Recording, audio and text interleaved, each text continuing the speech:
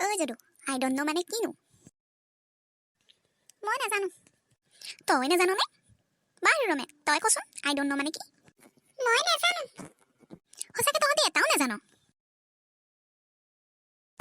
কি হলো তহঁতৰ ছাৰ আই ডোন্ট নো মানে কি এহেঁতি এটাও নাজানে আপুনিয়ে কওকচোন বাৰু মই নাজানো কি ছাৰ আপুনিও নাজানে আপুনি ইমান পঢ়া শুনা হৈও নাজানে মই কণ্টিলকে সুধিমহে পাই ঐ মূৰ্খ আই ডোন্ট নো মানে হৈছে মই নাজানো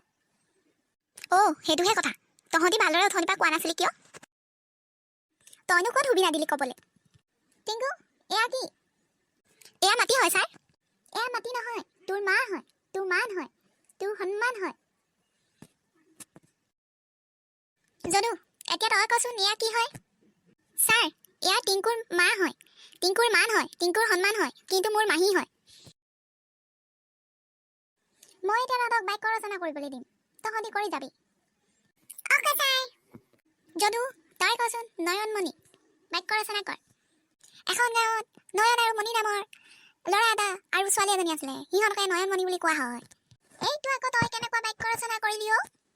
ছাৰ আপুনিয়ে দেখোন কৈছিলে বাক্য শাৰীৰ মাজত শব্দটো সোমালেই হ'ল বুলি খা বাপেকে ভীমকলটো টিংকু তই কচোন পানী তলৰ কাঁইট সদায় মানুহে পানীত নামোতে সাৱধানে নামিব লাগে কাৰণ পানীৰ তলত কাঁইট থাকে আইও মা মৰিলো কি বাক্য ৰচনা কৰিছে সিহঁতে ৰমেন এইবাৰ তই কচোন আলাসৰ লাৰু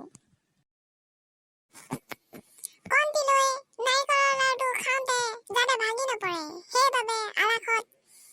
লাৰুটো সাৱধানে খালে অ' মাক্কা ই আৰু একোপ চৰাও হৈছেনে বাৰু ছাৰ চুপ চুপ চুপ থাক তহঁতি মই এতিয়া বিপৰীত শব্দ সুধিম কৈ যাবি অ'কে ছাৰ বাৰু কচোন বাৰু নকবি আৰে ক'বলেতো দে চুপ থাক চুপ নাথাকিবি গলিনে তহঁতি ইয়াৰ পৰা নগলিনে ইয়াৰ পৰা মই খতম টাটা বাই বাই গয়া ঐ ছাৰৰ আকৌ কি হ'ল জানো আকৌ আমাক বিপৰীত শব্দ সুধিছে আমি কৈহে গৈছো